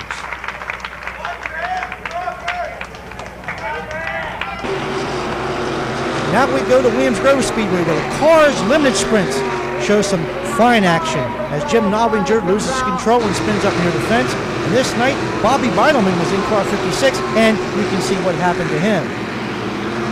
A good race battle with Gene Knob and Donnie Wolf, brother Randy, racing side by side up the backstretch with the Cars Limited Sprints. And here comes Sammy Ross in the 3A, who gets alongside Donnie Wolf up the backstretch under the bridge and heads to victory. Sam, congratulations. Thanks a lot, Bruce. That got to be a very exciting race at the end. I'll tell you what, this division's really come a long way, and it's for sure not a shoe-in anymore, and there's a lot of tough cars out there. Rolling Wheels, where Dirt Traveler Billy Pouch was on hand and unfortunately broke as the race was to begin and dropped out. Doug Hoppin, who had been picking some terrible starting positions, got a good number 5 and got to the lead early. Pete McNeil, on hand and always a good runner at Rolling Wheels, was in the field again this night, but he had problems running over a large object on the racetrack and jumping high out of the groove. He was able to continue. Racing action in the big Rolling Wheel Speedway is always fast and furious, and here Brett Hearn has a rare problem, running over some water and sliding high out of the groove and losing many positions. But Hearn wasn't done, and here he slides underneath of Danny Johnson to take second spot. But he wasn't going to get number 1 as Doug Hoppin went on to win his first ever at Rolling Wheels. Here, taking the checkered flag in front of Hearn. The Syracuse pick went to Dave Late. The Skoll Series moved to Dan Harpel's 5 Mile Point Speedway in Binghamton, New York on August 15th. All the great dirt runners were on hand, along with the regulars from 5 Mile Point. This tight little track presented much action during the event. Here, Brett Hearn tries to move the inside of Scott Kania as Doug Hoppin follows him through with Steve Botcher 97 in tow. problems as Mike Colston, the big winner at the track, gets tangled with Tobias and others in the corner. Hearn out in front cruised to the win with Cozy second and Hoffman third. But the story of the race was Mike Colston. 8 wins at the track during the season. Colston here rebounded from that crash to pass Danny Johnson on the outside, much to the grin of the fans on hand. And now it's Alan Johnson he passes. He's not done yet. It's Donnie Wetmore in the 73 that Colston goes by. For his efforts, he ends up with the Syracuse spot. We now move to the East Windsor Speedway, where a 50-lap championship event for the street stocks run. This is Ed Kramer, who won the track point championship, but he wouldn't fare too well in this 50-lap event with some 30 cars in the running. Caution lights count in this event. The action is strong throughout the entire race. The winner, Tom Wills, car number 19, or so it looked. He crossed the finish line first, but was disqualified later in post-race inspection, along with several other competitors. Wills later was banned from the racetrack. We moved to the Flemington Speedway on August 18th for their big 100-lapper for the small block modified drivers in the sportsman division, meaning the modified drivers that run in the big dog division cannot participate. This is open just to the regular sportsman competitors, and some great action all night long. Here, watch Bob Travagline getting spun around in the corner and smacked hard. Luckily, no injuries. Through the wild action, Tim Tanner in car number 30 was able to cruise along the big winner of the 100-lapper and get a spot in the big race up at Syracuse in October. Silver Spring Speedway Super Sportsman action with Smokey Stellbaker and Dwight Live in the 47 there. Racing side by side. Larry Jackson trying to get Dwight Live, but no, not tonight. Dwight Live took the win. In fact, his end of the season he saw many times in Victory Lane. How to drive that car? We venture to the Lanco Clyde Martin Memorial Speedway, where you never say quit on this track as cars tangle, crash, spin. Always good racing competition. Clyde Martin Memorial Speedway runs every Saturday night. You keep watching, you'll see cars flip, but they'll return. You might have a damaged wing, but they're back. Check the number 99, they'll be back too. The action is always fierce, that's why they draw such a good crowd here every Saturday night at the Clyde Martin Memorial Speedway. The 99, driven by Jim Harrington Jr., takes the feature win here, as you can watch his move coming down and around the last lap. In and out in between traffic. Here he comes. He took the win this night. Poses in Victory Lane. Jim Harrington Jr. The second of the Dirt Canada Asphalt Challenge Series races is at the Cayuga Speedway, a beautiful slack-owned racetrack. Here, Dr. J. Danny Johnson brings the field down for the green flag in front of a big crowd. Doug Hoffman had his problems early, and while he had a fast race car, he was sidelined right from the start. Another Canadian in this race. Here's a great view behind the wheel with Randy Slack in the car that won at the Thompson Speedway earlier with Reggie Ruggiero. You get a first-hand view. That's Slack in the blue car there getting a little bit into the infield as Bob McCready races around the outside. And now more problems for Slack as he catches another competitor and a tangle in the back straightaway that sends him towards the infield. Danny Johnson led the race, but it was 40 laps later, it was Bob McCready who finally found his way by. Billy Decker there takes up the hunt with Danny Johnson, running a close third to him, but that's the way they would finish. McCready, Danny Johnson, Decker, and Canadian Joe Plazik. The top 5 finish. A great win for McCready, his second of the year on the Asphalt Challenge Series. We now move to the Flemington Speedway as the charge sound comes for the Twin Track 100.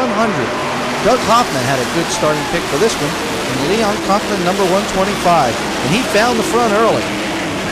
He never could count out Billy Pouch at Flemington, and while he had to start deep in the field, he begins to work his way towards the front with Toby Tobias Jr., a first-time regular at the track who put on some show for the fans each Saturday night. Pouch caught Hoffman in lap traffic and made this move on the inside to get the lead and go on to the big win in the division. One of many he'd have at the track during the year. Hoffman was able to win the Twin Track Championship after Brett Hearn was put back in position for jumping on a late restart. Here's Pouch. Evergreen Speedway. Here we have the ATQ MRA Midgets. And boy, are these race cars wild looking as they go into turn one. These little powerful machines really motor around the Evergreen Speedway. Watch the number 12. Oh, we've got cars spinning all over the racetrack. Keep an eye on the number 12, driven by Joe Payne Jr. As he passes Paul Verhoeven. Heads on to victory lane. He stands proudly in front of his car, number 12. The biggest race of the season at the Big Diamond Raceway is their annual Van Scoy Cold Cracker event. And Doug Hopman is back in the field this night with a 60 over. Here, avoiding this wild skirmish that finds two cars going out over the bank. Jeff Strunk in car number 88 utilized a good starting position and some track savvy. Although only 22 years old, Strunk went on to win the big $7,000 event. Here, Kenny Brightbill slips low under a high-sliding Doug Hopkins 60, while Dwayne Howard 114 and Rick Schaefer also in the battle.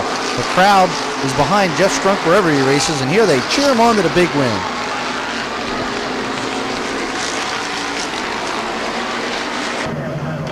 We move to the East Windsor Speedway on August 31st for Triple 20s. One of the big events of the season here. 3 races of 20 laps of distance, and it came out with 3 different winners at all real big, exciting events. In the first 20, New Hartman in the 026. Here, lapping Rich Cass at the final lap, takes the win. Unfortunately for Cass in the 12, he tangles after the checkered flag and hits the wall, giving his crew some work to do prior to the next event. The second 20 was another good show, with Larry Taylor in New Egypt, New Jersey, winning one of 4 races of the season. Here he slides under Paul Rochelle in car number 51, who loses a wheel and spins the car. Taylor held on and went to take the checker flag in race number 2, and he would be a big factor in the 3rd race as well. As the cars lined up for the final 20-lapper, there were many drivers looking to get that last win, including Billy Pouch, who had stayed winless. Watch this wild action as Bruce Driver flips the Grover G1 over and over. Luckily, he was not injured. When action resumed, it was a war. Track champion Scott Purcell in car number 9 holds on as Larry Taylor rides the outside and Billy Pouch the inside. Unfortunately for Pouch, he tangles with Purcell and takes a trip through the infield, or shall we say a shortcut, as he catches back up to the leaders on the back straightaway, and the race continues. Pouch falling into the same position he was when he left. But look, here comes Newt Hartman, winner of the first feature. When we got down to the final laps, it was Taylor in his outside position and Pouch on the inside. Here we come. Checkered flag waving, and the 2 tangle. Taylor slamming the wall hard, and Pouch sliding across for the much controversial win. Taylor did cross the finish line in 3rd with a badly bent race car. Now it's the New Hampshire Speedway, the brand new 1-mile facility with both asphalt modifieds and Busch Grand Nationals on this day. Here are the modified tour event regulars coming down for the green flag, with George Kent on the inside and Mighty Mike Stefanik on the outside, getting a big jump and taking the lead. Stefanik here is challenged by Rick Fuller in car number 8, who had a great year with several big wins on the tour. He takes the lead away from Stefanik as Jamie the Jet Cimino comes right in tow, as does Tom Bowles in car number 76. Stefanik gets the lead back with an inside pass and looks like he's heading for victory. But no, here comes Mike McLaughlin, who had won the Busch Grand National race earlier in the day. He goes by Stefanik and heads on for a sweep of the 2 events. Quite an accomplishment for McLaughlin, who looks towards a career in Southern Grand National racing next year. We've hit Labor Day, traditionally the end of the point standings at most of the local racetracks and the beginning of the big season-ending races, where tires play a big factor of who will win and who will lose. Now let's get started and see all the action. Labor Day at Syracuse on the 1-mile dirt oval. And here we go with the action. The green flag out, and veteran Tommy Corellis jumping out to the lead. Tires would play a big part in this event, as the fair attracts horse racing during it, and the cinders that are laid down made for severe tire wear. Here, Corellis, the early leader, develops a front tire flat, and he heads to the pit area. Then Jack Johnson had inherited the lead, and he too has a flat tire, and pulls to a stop in turn 1. Doug Hoffman races hard for the lead with Brett Hearn challenge him, but now Hearn has a flat tire, leaving Hoffman in control, with Eddie Marshall now in second spot. But Hoffman wasn't home free as well. With 2 laps to go, he gets a flat tire, and Marshall, who had played it safe during the race, saving his tires, went on to win his first ever at Syracuse, and followed in his father's footsteps, who had also won this race.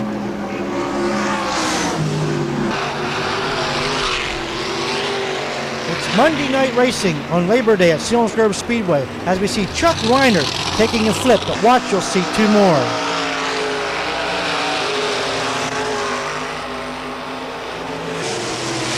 Here we have Craig Rankin exiting the Speedway in turn 3. Later, Bill Bryan Jr. takes a wild flip as cars just miss going by as the fuel flies out of the car and catches the fire. He gets out okay. But boy, what a ride. Donnie Kreitz Jr. has the lead here and heads to victory lane for the 2nd straight year in a row on Labor Day at Selinsgrove Speedway. Port Royal Speedway sees Bobby Strauser flirting with the fence, but watch the next time around as Strauser really gets hit hard there on the fence, upside down. As he is about to crawl out of his car, he is uninjured. Wild ride for Bobby Strauser, who picked up his first feature win of the Port Royal Speedway this past year. What a way to end the season. Todd Schaefer and Tim Dietz battle for that front position. Todd Schaefer says, I'm going to get the lead. And he does, and heads to victory. His biggest sprint car victory ever in a Tuscarora 50 at Port Royal Speedway. Head to Lincoln Speedway, where they ran their big Keystone State Championship Sprint Car event, and Darren Esch rolls over in turn number 3. More action at Lincoln Speedway, as we see Davey Haight in car 69, Johnny Mackison in car 65, and Steve Stambaugh in car 12. But it was Kenny Jacobs and Leon Winnemeyer, number 1W, who took the win. It was Jacobs' first ever sprint car victory at Lincoln Speedway. September 9th, it was the Thompson 300 race in New England. Mike McLaughlin played a smart race with his crew, wanting to have the best tires on the car at the end of the race. He came into the pits often to change tires, setting himself up for a big run at the end of the race. And that's just what he did. Mike Stefanik, the winner of the race the last 2 years, was the early leader, and Reggie Ruggiero, a big contender, was knocked out in a turn 4 tangle. Stefanik himself blew a tire and smacked the turn 3 wall, knocking him from contention. McLaughlin here with Tony Hirschman in car number 1, duel for the top spot. But at the end, it was McLaughlin who rim rode his way to the front and then held on this late challenge by Satch Willie in car number 4 to win the event, with Hirschman third. It was a big, exciting win for McLaughlin and a lot of money.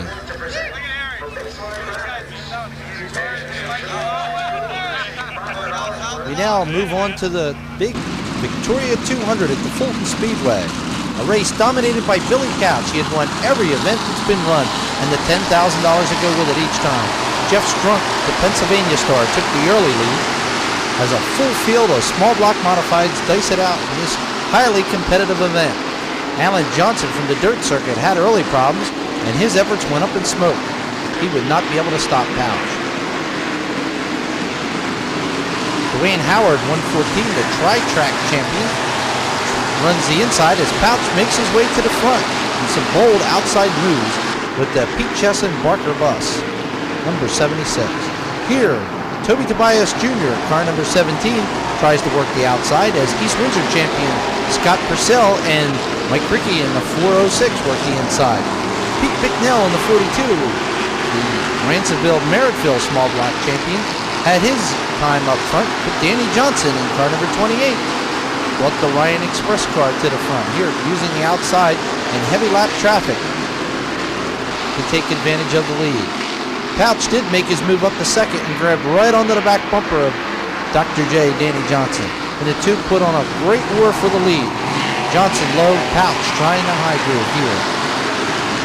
For winning a 200 lapper, you must be there at the end, and for Danny Johnson it wouldn't be, and Pouch went on to win yet another Victoria 200 event. Here, taking the checkered flag before fireworks thrilled the fans.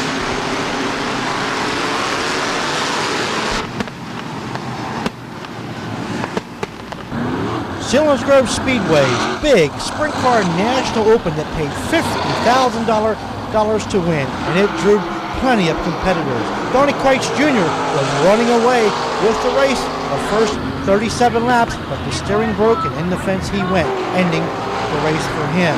Sammy Swindell, who flew in from California, took the lead as other competitors were trying to catch up with the fast Sammy Swindell, including Mark Kinzer and Steve Stamball, as well as Dave Blaney, who runs the high groove. Mark Kinzer and Dave Blaney battling for second, but Sammy Swindell, or you could say Chief Sammy Swindell, took the victory, his biggest paying victory ever in his career. Fans packed Howie Commander's Lebanon Valley Speedway for the year-end Dirt 200. A full field of competitors park on the home straightaway prior to the start of the race. Here it's Mark Fleury taking the early lead in car number 52 with Jack Johnson in tow. Fleury would lead the race for much of the going until he made his pit stop. Doug Hoffman and C.D. Coville battle their way to the front, as does Bob McCready and a host of others. Problems put Jeff Hetzler, the Orange County regular, in the wall, out in car number 74. During this break, Mark Fleury brought his car into the pit area, giving the lead to Jack Johnson in car 12A. Matt Quinn in the 44, a regular Lebanon Valley, is right on the toe as the Johnson crew determines when they'll come in the pit. When they do, Fleury was back on top again. Billy Decker in car number 91 runs second, but a muffler on the back straightaway is his demise as he runs over and gets a flat tire and needs to come back in the pits again, hurting his chances of repeating as winner of this event. Hoffman in car number 1 looked like he was heading to victory, but Brett Hearn, who always runs so well at Lebanon Valley, began to make his move. A tangle that sidelined Mark Fleury's great run set up a late race yellow and gave Hearn one last shot at Hoffman. And here, as they exit the fourth turn on the final lap, the two tangle with Bob McCready, who's going to possibly win. No, it's Hoffman, who straightens out and comes across. McCready snuck by for second, with Hearn getting third. The Coors Extra Gold Billy Taylor wrench number 1 is pushed to victory lane after this hard-fought victory. September 16th, the prestigious Pocono Sunoco Race of Champions at the 3/4 mile Pocono racetrack. The event includes the street stocks as well as the modifieds and some wild, hairy action as over 50 cars take the green flag for this prestigious win. Wade Gagner from New England was the winner of this year's event. He survived some wild melee accidents to go on for the win. Here's a slide and collection of many different cars in what looks like a demolition derby in turn 3. There's Gagner telling about his big win to announcer Ben Dodge as promoter Joe Gerber looks on. In the modified race, Jan Leedy, car number 25, was a good runner and looked possibly to get his first Race of Champions title. Here, cars tangled on the back straightaway. Luckily, no injuries.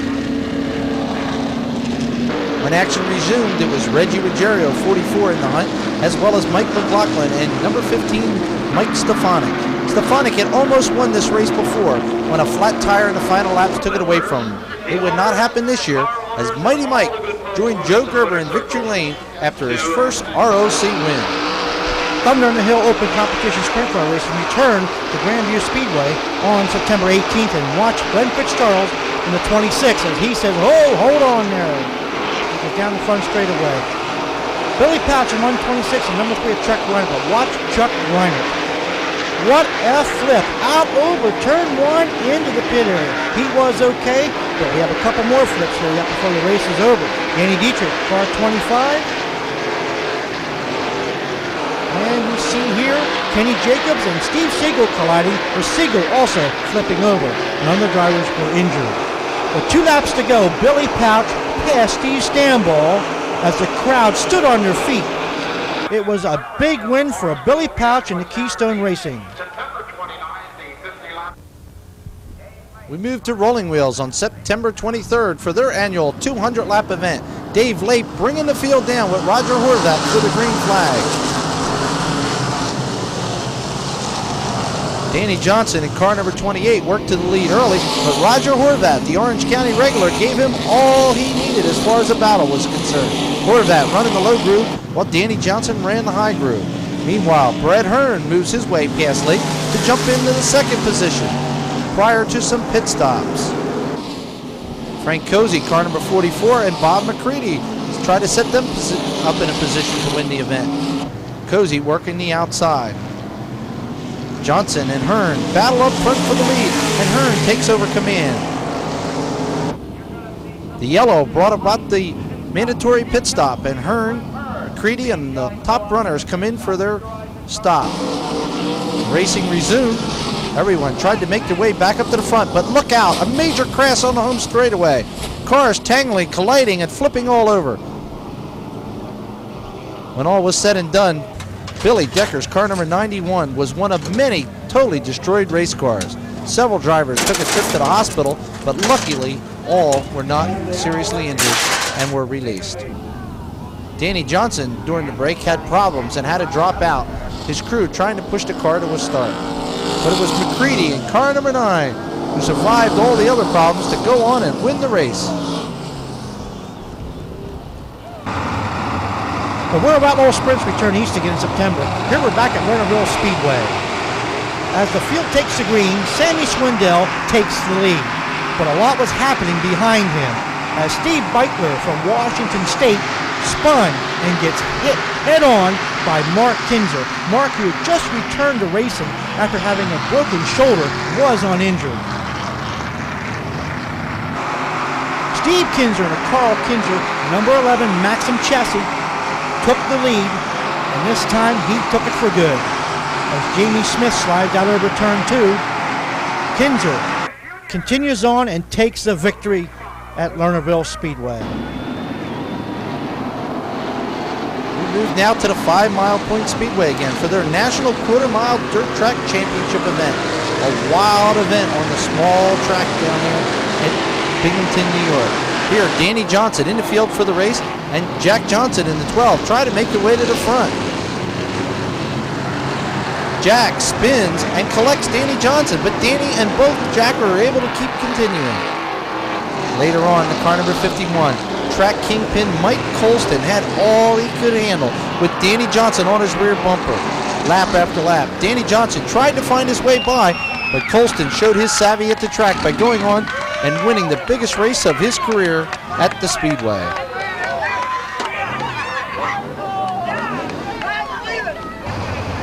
The season finale at Williams Grove Speedway was a 2-day World of Outlaw Fram Autolite National Open. Sammy Swindell and Steve Kinzer, yeah, the guys raced together all year long, put on a battle on the Friday night show with Kinzer and Sammy wheel to wheel the entire way. Sammy tried everything to get by Steve Kinzer, and we mean everything. Watch this move here by Sammy. Yeah, Steve Kinzer was just too fast for this night as Kinzer went on to take the victory and was joined by Smokey the Bear. The next night, we see Brett Mann getting in a collision there and flipping on his side. But the whole story of this race was Steve Kinzer, who stopped on the red flag and had too many guys working on his car. He was put to the rear, and watch him go from the rear to the front. Near the end of the race, he went up through past everybody and took the win. My people work real hard to win races, and let me tell you, I mean, they work and 24 hours a day and run up and down the road, and they're good at what they do, and I just don't know. I don't know why. I guess I don't understand why they'd want to penalize, but whatever. It's we enjoy running. We run a good race, and we won the thing. We'd like to let it from wire to wire, though. leave an unhappy winner at Steve Kinzer and move to the Stafford Motor Speedway in Connecticut for their big fall final. NASCAR modifieds are brought to the green flag by Jeff Fuller in car number 8. It was Jeff Fuller on the inside of the front row as the field would come. When the green came out, Fuller jumped to the lead with Mike McLaughlin in car number 12 chasing him down. Fuller holding the center line. McLaughlin tries to work at the outside of Fuller as Reggie Ruggiero in car number 6, yes, number 6, tries to move through.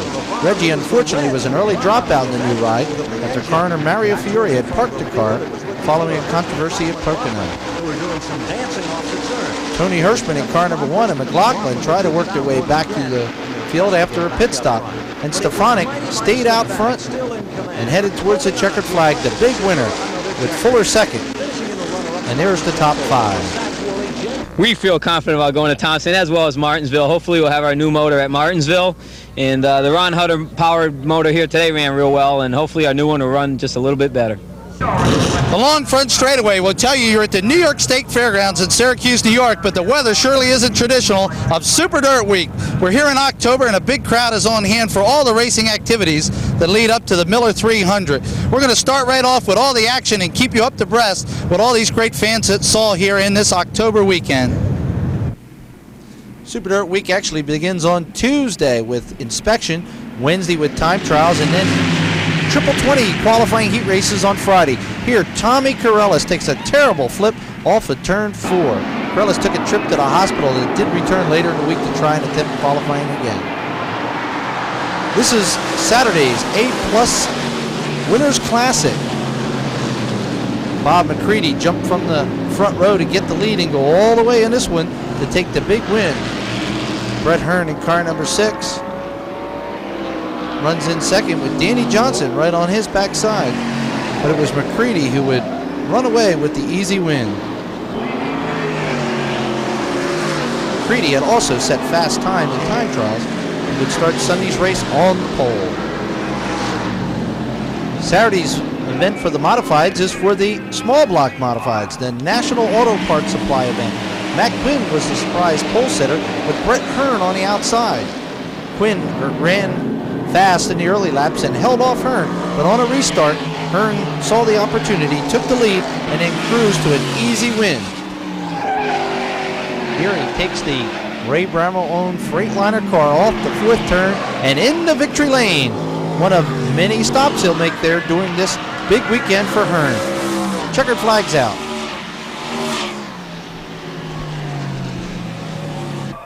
The Ground Round Sprint Car Nationals with Doug Wolfgang, the pole setter, as he straps into his office. Leads the field, and the green comes out, and the fans are on their feet. Sprint car racing on the Movie Mile at Syracuse is exciting and hairy as they enter turn 1. Doug Wolfgang has the lead as he gets by Sammy Swindell, who gets behind a lapped car. Around turn 4 they come. Sprint cars are everywhere. But watch this ride, Glenn Fitzgerald. And he gets away with just a couple little bumps and scrapes. It was unfortunate for Fitzgerald, but he was okay. The restart, as we see Doug Wolfgang's motor stumbling just a little bit as Sammy Swindell takes advantage of the inside opening and takes the lead. Swindell powers ahead as Doug Wolfgang tries to catch back up to Swindell.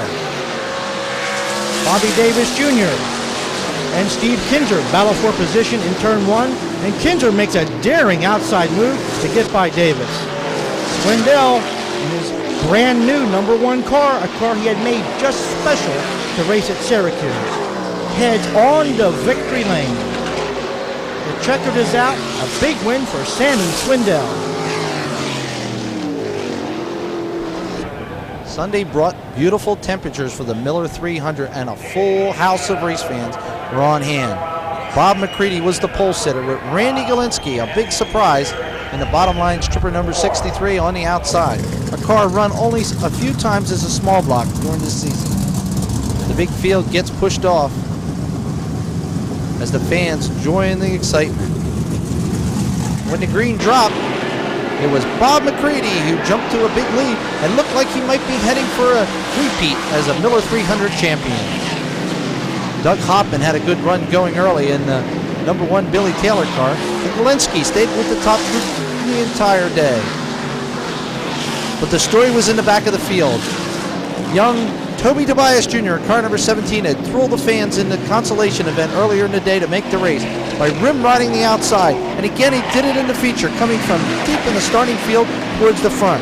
Trouble for Bob McCready in lap traffic as he tangled with Mike Rickey and slammed the turn 3 wall, knocking the Waterloo crowd favorite out of the event.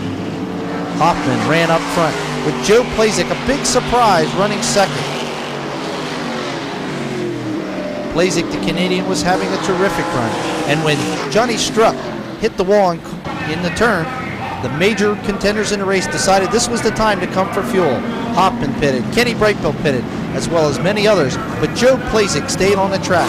He was looking for the $10,000 bonus offered for leading lap 100. As the drivers tried to make their way back to the front, Roger Horvat, running fourth, hit a hole in the turn and slammed the wall hard, knocking him from contention. Plazek stayed out front as the leader, but coming off the fourth turn on lap 99, just about tasting that $10,000 bonus, his car ran out of fuel, and Danny Johnson took the outside route and went on to collect the big bonus.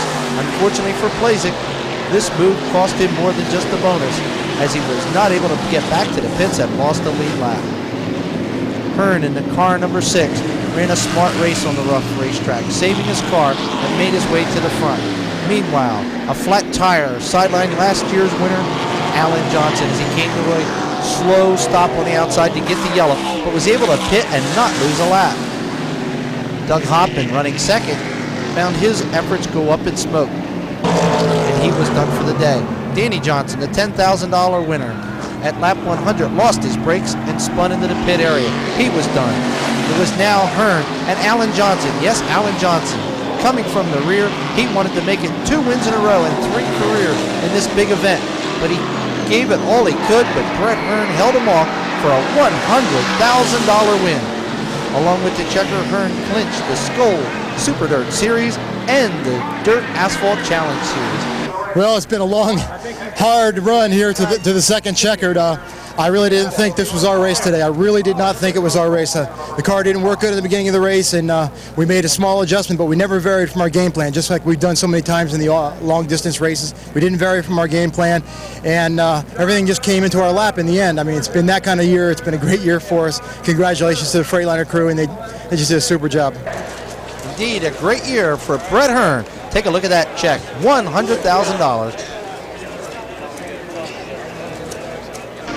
Bridgeport Speedway in New Jersey hosted the open competition sprints on October 14th.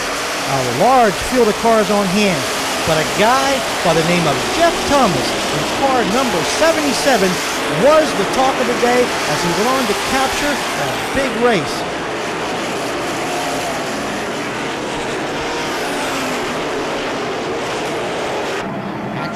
To the East Windsor Speedway. After Labor Day, they allowed it open competition specs, which made the big blocks come in. While not that many big blocks dominated the racing against the regular small blocks, it was Billy Pouch with a big block and Doug Hoffman with a big block who put on quite a show. Here, a large melee in the turn includes many of the regulars. Hoffman in the 60 with a big block, and Pouch in the 76 run for the lead. And it's a close battle with Pouch winning coming off of turn 2. That was the deciding factor as Pouch went on to win yet another race at East Windsor. A record amount for him at the Speedway. We move to Orange County for the prestigious Eastern States 200 weekend. It kicks off on Saturday with the big 100-lapper for the small block modifieds. Bill Cherry, car 44, and Rick Rickey Jr. in 406 bring the large field down for the green flag. Kenny Tremont had a good run going in the overhead door car until trouble up ahead. Number 17 smacks the wall hard, bringing out the yellow.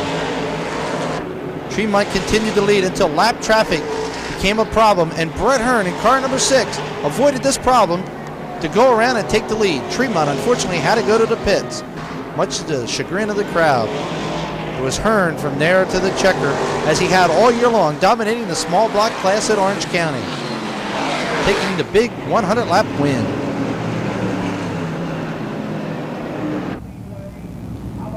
On Sunday, a big crowd and a nice weather came up forward for the 200-lapper. Bob McCready, car number 9, and Billy Decker in 91 brought the field down for the green.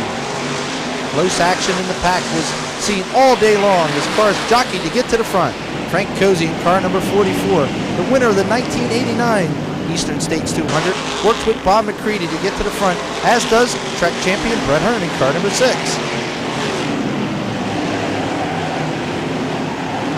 Hearn here tries to get to the inside of Kevin Collins, 32, loses the handle and spins around. Hearn was able to leave the scene without losing a lap, but he wasn't be able to get back to the front to win this event.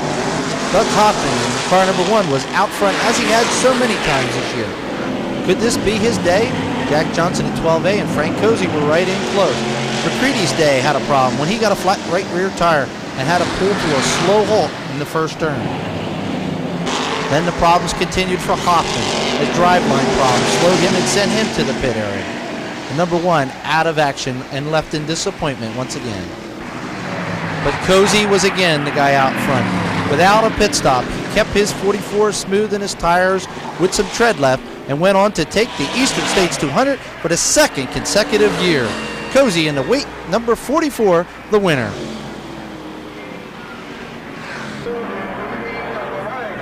Flemington Speedway, October 27th, with a small block 100, has plenty of cars on hand to do battle in competition. Brett Hearn, car number 6, ended up the big winner. He takes his laps around Flemington, the last race on dirt, for small block modified. The sprint car portion of the show, Chris Esch had the early lead, hit the fence, got a flat tire, went to the pits, and it was Billy Pouch. Yeah, Billy the Kid Pouch, the man who owns Flemington Speedway, at least it seems, took the lead in this open competition sprint car race. He was fierce in the Keystone Racing number 126 as he sped around the oval in record fashion to take the victory. Other cars finishing behind him, but now no one could catch the 126. Sunday, October 28th, brought the Flemington 200. Toby Tobias Jr. in 17 and Kenny Brightbill in the 44 brought the large field of modifieds down for the green flag. The race wrapped up the Sunoco Trail Series, and it was a close battle in that one as well between Brett Hearn and Bob McCready. Big crowd was on hand for the event, which saw Scott Kania amazing everyone by bringing the Chamois Shine Car Wash number 90 to the front, with Danny Johnson in the 28 close behind him. Danny really ran Scott hard, but for many laps he held him off. Then, after pit stops, it was Jimmy Horton the leader until heavy lap traffic. In this lap traffic, you'll see a car spin coming off of the second turn and everything bottle up. Here it's Horton leading. Now watch as they go down to the corner, the deciding factor in the race, as leader Horton slows for the action. Danny Johnson slips by on the inside, and Horton's car is tagged hard by the number 1 of Doug Hoffman. The two cars stuck together and stopped on the back straightaway, losing the lead lap, knocking both from contention. The final lap, Danny Johnson held off the challenges of Billy Pouch in one of the most exciting 200-lap races you would ever find. Pouch had passed Danny Johnson just laps earlier before a yellow came out, and on the restart, it was Danny Johnson back in front. After that race, the crews began to take the dirt surface off and replace it with asphalt. After 75 years of dirt racing excitement, the 1991 season will see Flemington with a hard black surface and no dust. It'll end the problems that they had all year long with DER and local neighbors that had problems with the dirt ending up on their property. So a new era begins at the Flemington Speedway in 1991. The asphalt is down, and new racing and new divisions will be coming to the racetrack. Asphalt was part of the action, of course, when the NASCAR Modified Tour finished their long season at the Winston Classic at Martinsville. This again, the points were coming down to the wire between Jamie Tomeno and Mike Stefanik. Early in the race, this hard hit by Jeff Fuller in car number 8. Luckily, he slid across to the outside wall without any contact and was able to walk away from this vicious action. Reggie Ruggiero, still in the Ed Close number 6, held the lead with Tony Hirschman and Mike Stefanik in car 15, hot on his backside. Stefanik slingshotted to the lead, but Ruggiero stayed right in there with George Kent, Tom Baldwin, and Jamie the Jet Tomato in the U2 behind. When Stefanik's car overheated, it gave the championship to Jamie Tomato. The win went to Tony Hirschman in the Vecchio number 1, a hard-fought race. Tomato was all smiles as well afterward, his crew jumping up and down as the Vecchio crew had, as the national champion, the first in New Jersey since Bud Olson in the early 50s. Jamie the Jet Tomato, the NASCAR modified champion in car U2. Down to Georgetown Speedway in Delaware, promoted by Joe Gary. The open competition sprint cars were there on November the 4th as Bill Glenn and Billy Pouch, a pair of Billies, lead the strong field of open competition sprint cars. Donnie Kreitz and Billy Pouch battled for the lead, with Pouch leading and looked like a winner, as Kreitz just could not keep up with Pouch. The track was lightning fast, but later Pouch's car broke as he headed to the pits, and this put Kreitz in the lead and put Kreitz into victory lane. A big win for Donnie Kreitz Jr., who won a lot of sprint car races here in the East. The Modifieds were also very exciting, as here Randy Galinsky and Ricky Elliott get together and can't get apart. In the meantime, Billy Pouch was the whole story of this race. He started too early while leading the race and was put to the rear of the field. He came up and passed every single car as nobody could believe it. Billy Pouch took the lead and ended up taking this big victory at Georgetown Speedway. I'm not too happy Pouch holds the flag in victory lane at Georgetown. Move to the East Windsor Speedway on November 4th for a open competition season ender. This featured the big block modifieds against the small block regulars at the track, and many of the cars were on hand from both. Here, a wild spin by small block regular Rick Shadwell. Luckily, he had no contact and was able to continue. Scott Purcell, the East Windsor track champion, had gone winless, but he tried his best this day but couldn't stop Billy the Kid Pouch, who rode on to another win. Johnny Leach in car 99 there passes Newt Hartman in the 026 for a spot as the checker flag falls on Pouch and the East Windsor Speedway season. The season ended as it usually did on November 24th with the Turkey Derby at Wall Stadium. Full 2 days of action were planned. Unfortunately, bad rains knocked out Friday and brought all the action to Saturday. Here are the heat races with some strong contenders on hand, including Reggie Ruggiero back in the Mario Fiore 44 for one last run on the season. Unfortunately for the team, they had problems in the heat race and dropped out and needed to qualify through the consolation, forcing them to start deep in the field. Doug French in car number 10 also had his problems during qualifying. Here, spinning in a qualifying spot. He got the Ariota Racing News Hard Luck Award and won the non-qualifiers race. When the feature began, Tim Airy jumped to the lead, but immediately a crash on the home straightaway and a crash on the back straightaway stopped the event and brought out the red flag. The worst of it was John Blewett, who spun hard into the fence post on the third turn. John was knocked unconscious temporarily, regained his consciousness and spent 2 days in the hospital, later being released. Another bad crash when Greg Tomato hit a spun car and slammed hard into the wall. Greg luckily wasn't injured.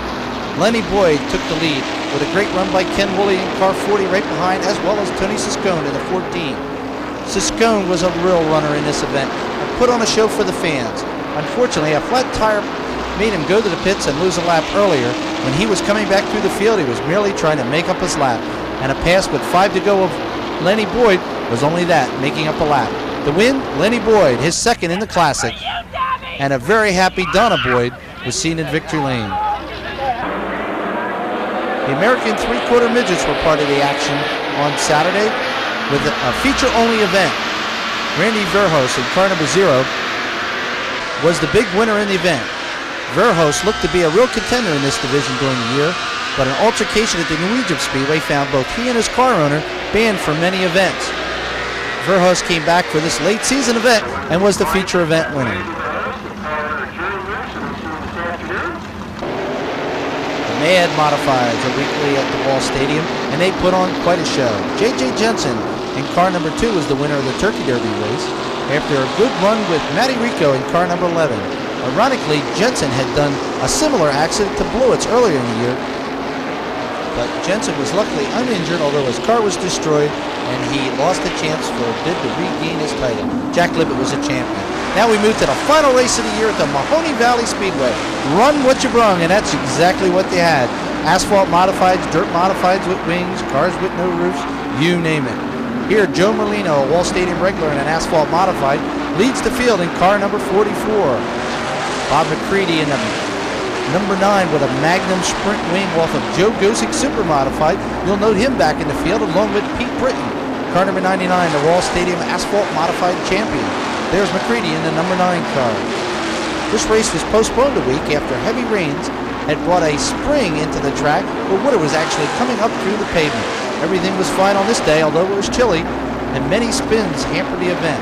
Here's Merlino spinning while leading the event, giving Britton the advantage. Britton stayed out front with McCready in number 9 right behind until he developed a problem and stopped with a flat. But the race wasn't McCready's yet. He too would have a flat tire during the race and have to go to the pit area and work his way back up front. Unfortunately, problems again developed for Britton in car number 99 as he spins and gets tagged by McCready. McCready luckily was able to continue and go on and win the final race for him on the season at the Mahoney Valley Speedway. Here he takes the checkered flag and stands proudly in victory lane, ending the year for him. That finalizes our 1990 season review videotape from the Area Auto Racing News Library. We look forward to having you back next year when we'll work hard to get another capsule review of the season. We're going to end with some wild, thrilling moments that we captured at many of the different racetracks. Again, thank you. I'm Len Salmons, editor and publisher of the Area Auto Racing News. We'd like to send special thanks to Barry Boyd, Jody and Ray Delabar, Race Week, Dirt, Pudge Pone, Joe Pratt, Lynn Schaefer, Dale Schneider, and Smalls Racing Video for supplying the excellent footage seen in this presentation. We'll see you all in 1991.